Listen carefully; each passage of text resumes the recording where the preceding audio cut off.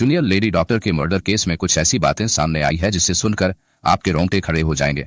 9 अगस्त 2024 की रात पश्चिम बंगाल के कोलकाता में आरजी मेडिकल हॉस्पिटल में जूनियर महिला डॉक्टर के साथ दुष्कर्म और हत्या की घटना से पूरे देश में आक्रोश है। इस घटना का विरोध देश भर में हो रहा है। देश भर के लोग, डॉक्टर और मेडिकल छात्र सड़कों पर उतर आए हैं। हालांकि पुलिस ने संजय रॉय नाम के एक शख्स को गिरफ्तार किया है, पर इसके पीछे और भी कई लोग हैं। अब इस मामले की जांच सीबीआई कर रही है। सीबीआई के आने के बाद इस केस में कई चौंकाने वाले खुलासे हुए हैं। केस में आरजी मेडिकल हॉस्पिटल से जुड़ी कुछ चौंकाने वाली जानकारियां सामने आई है। कुछ ऐसे आंकड़े सामने आए हैं जो कई तरह के सवाल खड़े करते हैं। आरजी हॉस्पिटल में मारी जाने वाली जूनियर लेडी डॉक्टर अकेली इंसान नहीं थी। इससे पहले भी कई लोग मारे जा चुके हैं जिनका केस आज तक सॉल्व नहीं हो पाया है। इसलिए ऐसा भी कहा जा रहा है कि आरजी अस्पताल मर्डर मिस्ट्री का घर है।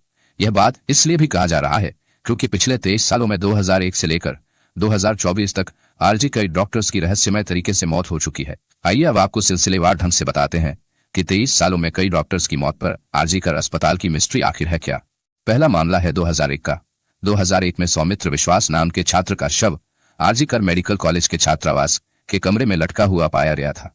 अभी के लेडी ट्रेनी डॉक्टर के केस की तरह ही अस्पताल के अधिकारियों ने तुरंत उस घटना को आत्महत्या करार दिया था, लेकिन पीड़ित परिवार और मृत छात्र के साथियों ने मौत पर संदेह जताया। सौमित्र की मां और उनके कुछ क्लासमेट्स ने आरोप लगाया था कि कॉलेज हॉस्टल में सेक्स रॉकेट चल रहा था। हॉस्टल में कई अश्लील काम किए जाने के आरोप भी लगे थे। कई छात्रों ने दावा किया था कि सौमित्र इन काली गतिविधियों का पर्दाफाश करना चाहता था, इसी कारण उसे मार डाला गया। पुलिस ने जांच शुरू की, लेकिन मामला जब कोर्ट तक पहुंचा तो कोलकाता हाई कोर्ट ने सीआईडी जांच का आदेश दिया। जांच के दौरान कॉलेज हॉस्टल के अंदर चल रहे पोर्नोग्राफी गिरोह की बात सामने आई थी। बताया गया था कि वीकेंड्स में छात्र सेक्स वर्कर्स को हॉस्टल में बुलाते थे। अगर सेक्स वर्कर्स नहीं मिलते थे तो मृत शरीर के साथ अश्लील हरकतें की जाती थी। सोचिए, यह कितनी मिस्टीरियस हॉस्पिटल है। जरा सोचिए कैसे एक लाश को निकालकर उसके साथ पोर्नोग्राफी बनाई जाती थी। और उस समय, यानी हम बात कर रहे हैं 2001 की, उन्हें सुपर इम्पोज कर दिया जाता था, यानी उस लाश के चेहरे को हटाकर एडिटिंग करके किसी और जिंदा लड़की की तस्वीर लगा दी जाती थी। इससे अंदाजा लगा सकते हैं कि उस समय भी इस हॉस्पिटल में कितना घिनौना अपराध होता था। हालांकि यह मामला अभी तक अनसुलझा ही है। दूसरा मामला है 5 फरवरी 2003 का। इस दिन RG medical college and hospital के हाउस स्टाफ अरिजीत दत्ता ने आत्महत्या कर ली थी। पुलिस ने बताया था कि अरिजीत ने पहले अपने हाथ में एनेस्थीसिया दिया, जिससे उसके हाथ में लकवा मार गया। फिर ब्लेड से उसने हाथ की नस काट ली। फिर हॉस्टल की छत से नीचे कूदकर अपनी जान दे दी। उसके पास से सर्जिकल चाकू भी बरामद किए गए थे। जांच के बाद भी कुछ निष्कर्ष नहीं निकला और मामला ठंडे बस्ते में डाल दिया गया। तीसरा मामला है अक्टूबर 2016 का। डॉक्टर गौतम पाल मेडिसिन विभाग के प्रोफेसर थे। उनके किराए के फ्लैट में उनका शव पड़ा हुआ था। बदबू आने पर पड़ोसियों ने पुलिस को सूचना दी। दरवाजा तोड़ने के बाद पुलिस ने उन्हें पहली मंजिल पर एक कमरे में बिस्तर पर मृत पाया, पर वहां कोई सुसाइड नोट भी नहीं था। इसलिए पुलिस ने अनुमान लगाया कि अचानक दिल का दौरा पड़ने से उनकी मौत हो गई होगी। हालांकि वह मौत के कारण की पुष्टि नहीं कर सके। आपको बता दें कि जांचकर्ताओं को उसके कमरे के फर्श पर खून के धब्बे और चेहरे पर कुछ चोट के निशान भी मिले थे, लेकिन उनकी मौत को लेकर अब भी रहस्य बरकरार है।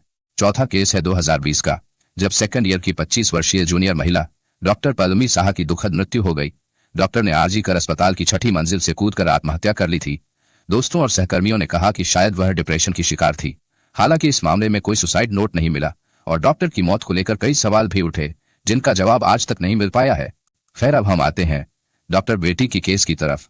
जैसे उस समय की सारी मौतों को पुलिस ने सामान्य मौत घोषित कर दिया था, ठीक वैसे ही इस केस में भी पहले यही साबित करने की कोशिश की गई कि ट्रेनी डॉक्टर ने भी खुदकुशी की है। पोस्टमार्टम रिपोर्ट के आने के बाद यह तो निश्चित हो ही गया कि इस घटना के पीछे सिर्फ एक आदमी नहीं है, बल्कि और भी कई लोग हैं। दोस्तों, इस वीडियो में आगे बढ़ने से पहले कृपया हमारे चैनल को सब्सक्राइब जरूर कर दें और बेल आइकॉन ऑन करके ऑल पर प्रेस कर दें, ताकि मेरी वीडियो की नोटिफिकेशन सबसे पहले आप तक पहुंचे। सीबीआई की जांच में संजय रॉय ने कुछ ऐसे राज खोले हैं जो न सिर्फ दिल दहला देने वाले हैं, बल्कि इस केस के हर राज से पर्दा उठाने में सक्षम है।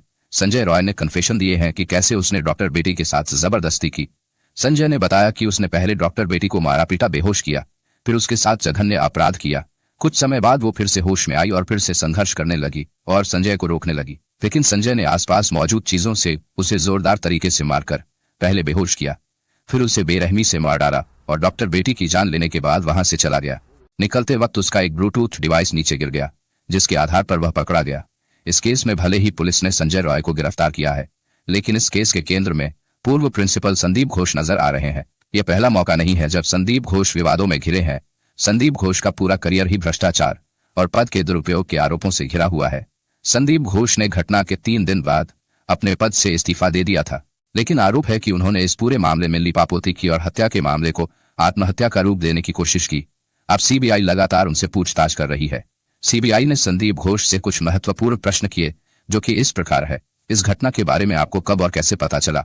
इस घटना की जानकारी मिलने के बाद आपने क्या क्या किया? आप इतने सालों से मेडिकल प्रोफेशन में है, जब आपने लेडी डॉक्टर की बॉडी देखी और देखने के बाद आपको क्या लगा? जरा यह भी बताइए कि पुलिस को किसने और कब कॉल की थी, और पुलिस को क्या बताया गया था? मृतक डॉक्टर के परिवार वालों को कब जानकारी दी गई और किसने जानकारी दी? मृतक डॉक्टर के परिवार को आखिर क्या बताया गया था? आपको किसने बताया था कि यह सुसाइड का केस है? मृतक डॉक्टर के परिवार को गलत जानकारियां किसके कहने पर दी गई? किसके कहने पर परिवार से कहा गया कि आपकी बच्ची ने सुसाइड कर लिया है? इसके अलावा भी सीबीआई ने पूर्व प्रिंसिपल संदीप घोष से कई सवाल पूछे, जिनके संदीप घोष ने संतोषजनक उत्तर नहीं दिए, और यही बात पूर्व प्रिंसिपल संदीप घोष के खिलाफ जाती है। सीबीआई की जांच में और भी कई खुलासे हुए हैं, जिससे संदीप के काले कारनामों का पता चलता है। इसके साथ ही अस्पताल कैंपस में ड्रग रैकेट एक्टिव होने की भी बात पता चली है। आपको यह जानकर हैरानी होगी कि खुद ही नैतिकता के आधार पर इस्तीफा देने वाले संदीप घोष के कनेक्शन इतने पावरफुल हैं कि उनके ऊपर भ्रष्टाचार से लेकर कदाचार तक के तमाम आरोप लगते रहे हैं, लेकिन ना तो कोई उनका इस्तीफा ले पाया और ना ही उनका ट्रांसफर कर पाया। आरजीकर मेडिकल कॉलेज के पूर्व डिप्टी सुपरिटेंडेंट अख्तर अली ने डॉक्टर संदीप घोष की पूरी कुंडली खोली है और संदीप घोष के चाल चरित्र पर कई बड़े खुलासे भी किए हैं। अख्तर अली ने कहा है कि संदीप घोष एक माफिया की तरह है। वे बहुत ही भ्रष्ट व्यक्ति हैं। वह छात्रों को फेल कर देते थे और पैसे लेकर उनको पास करवाते थे। वह हर काम में पैसा वसूलते थे और छात्रावास में छात्रों को शराब की सप्लाई करवाते थे। वे मानव अंगों का तस्करी भी किया करते थे, बांग्लादेश के साथ अवैध व्यापार भी करते थे और प्राइवेट अस्पतालों को अज्ञात शव बेचा करते थे और उनसे पैसे वसूलते थे। उन्होंने अपने पद का दुरुपयोग किया और उनके खिलाफ कोई ठोस कार्रवाई नहीं की गई। आरजीकर मेडिकल कॉलेज में जो भी काम होता था, सब जगह वो पैसा खाते थे। यही नहीं, अगर उन पर कार्रवाई किया जाता था तो वो स्टूडेंट्स से आंदोलन भी करवाते थे और अपने ऊपर हो रही कार्रवाई को रुकवा देते थे। डॉक्टर बेटी का ये केस भी संदीप घोष की वजह से दुनिया का पहला ऐसा केस बन गया जिसमें पहले पोस्टमार्टम किया गया, फिर उसके बाद एफआईआर दर्ज किया गया। इस केस में कोलकाता पुलिस भी संदीप घोष की तरह ही इस घटना से जल्द पल्ला झाड़ना चाहती थी। इसलिए उन्होंने कभी संदीप घोष का बयान ही नहीं लिया और न क्राइम स्पॉट को सुरक्षित रखा। उन्हें डॉक्टर बेटी की शव जलाने की इतनी जल्दी थी कि शमशान ने पहले से लाइन में 2 शव के होते हुए भी डॉक्टर बेटी की शव को पहले जला